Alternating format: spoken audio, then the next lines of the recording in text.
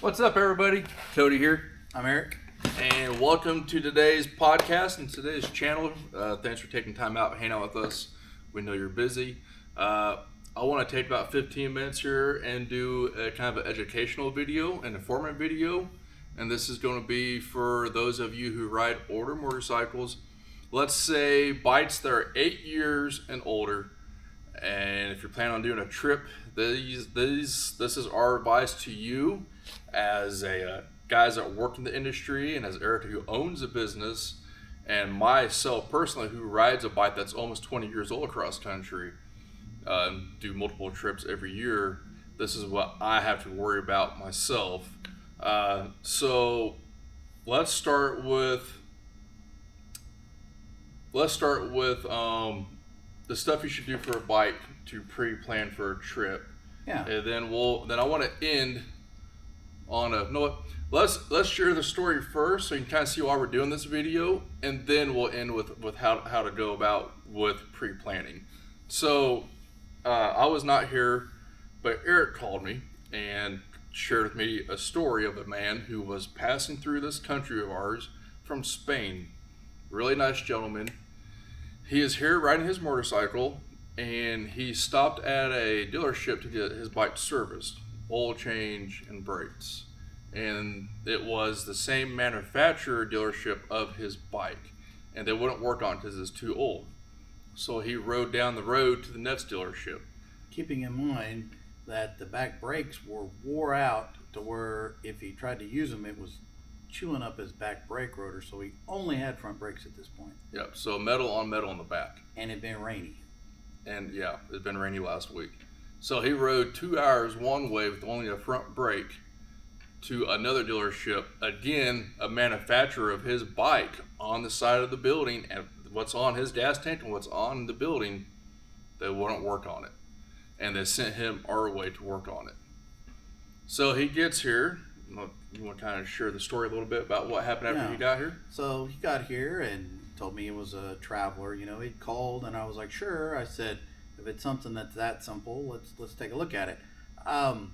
I was pretty sure I had everything we would need. I said, but I tell you what, I said, yeah, I know that you're not happy with the dealership. I said, but to ensure that we have no issues, let's talk about what you're going to need. I said, chances are I have it, but I said, why don't you go ahead and buy the parts, bring the parts with you, and we'll make it happen. And so he got here. We put brake pads on the motorcycle. Okay. We changed the engine oil and filter. Checked the other brake fluids to make sure, like brake fluid and transmission and rear drive unit, make sure that all that was as it should be. It was a shaft drive motorcycle. Tire pressures. Double checked the charging system. He said sometimes he was very unfamiliar with this motorcycle. He'd gotten here, bought this motorcycle when he got stateside. Mm-hmm. So not all motorcycles charge at idle. So the lights go dim until you give it some throttle, and then it charges, so it gets brighter. Anyway, we went over that and checked this motorcycle. I didn't have an hour and a half of time with this gentleman from the time he got here while we were waiting on we were trying to beat the rain because it was going to be raining, okay? So we were trying to beat the rain where he could get ahead of the storm. Yep. So I said, while we're waiting on the motor to cool, let's put brake pads on it. So by the time we put brake pads on it, which nothing was grown together. It was fine. Okay. You got lucky. Yeah, nothing was grown together.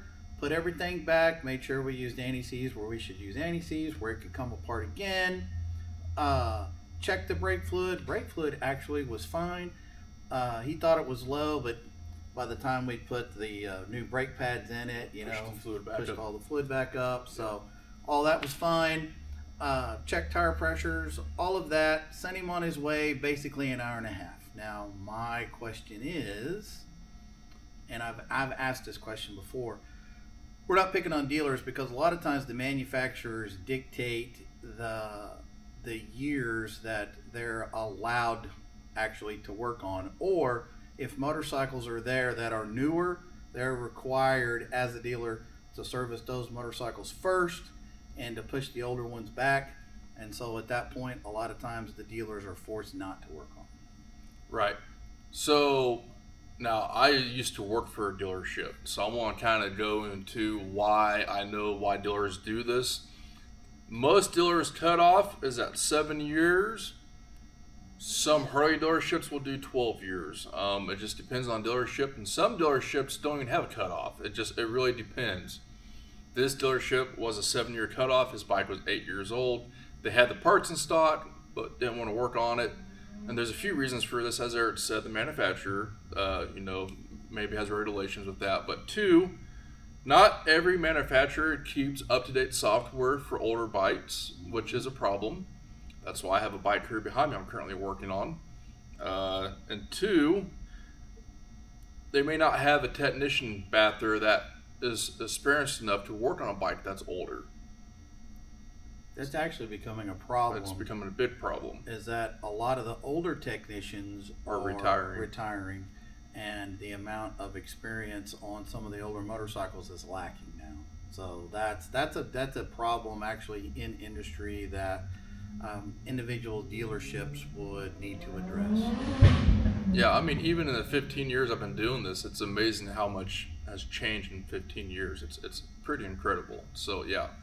So now I want to go into how do you pre-plan for a cross-country trip on an ordered bike, since I myself personally have a lot of experience in this.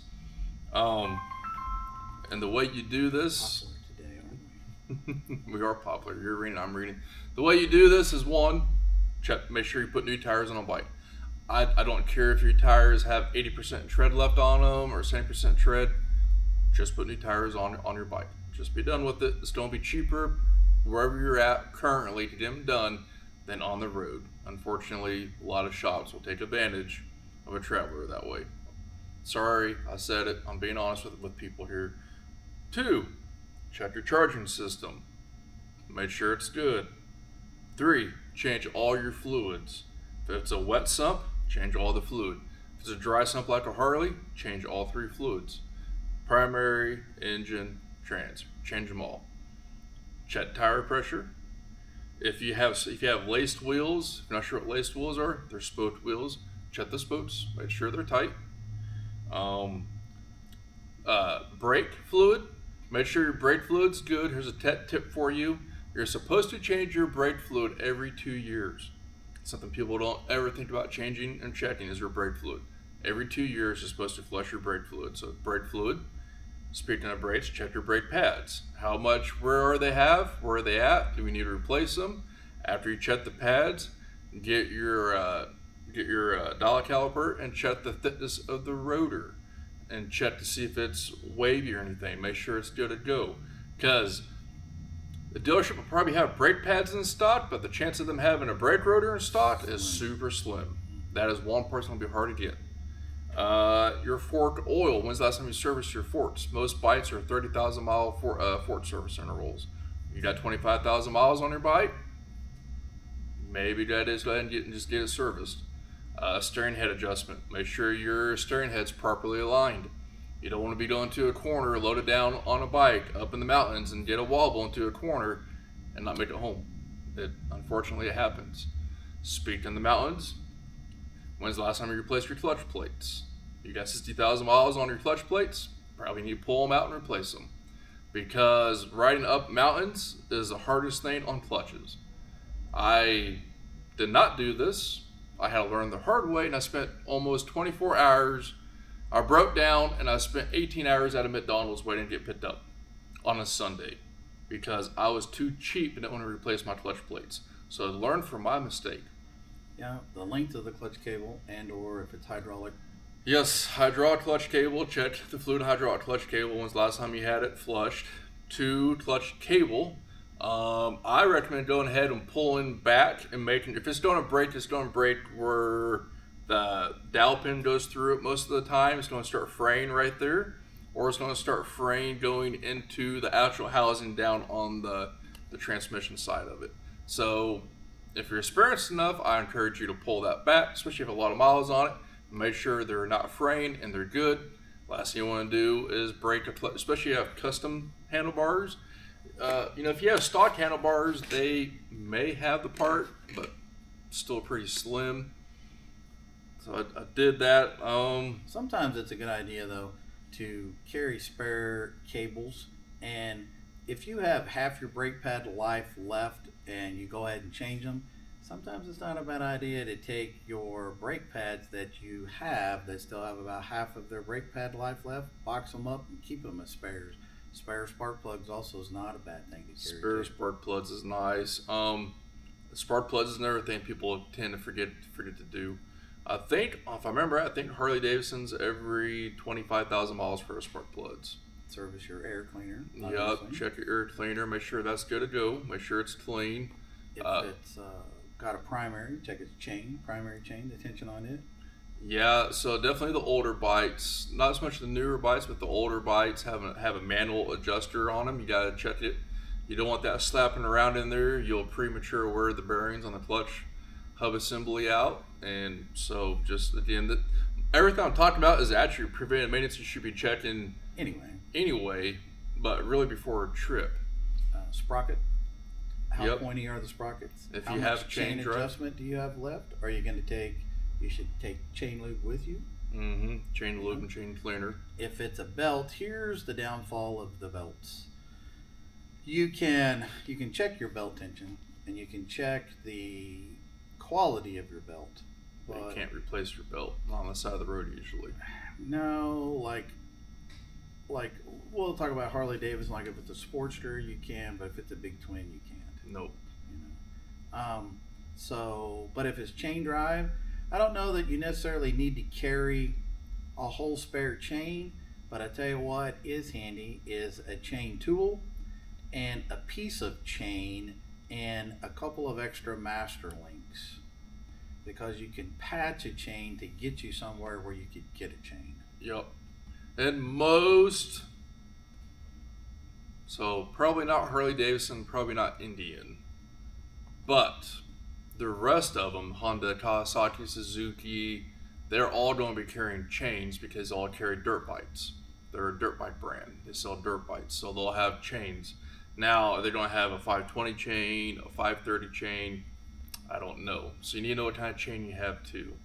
Definitely good tip on the master links and extra chain, because you just never know. I'd even encourage you to go a step further before you leave and push your rear wheel as far forward as you can and try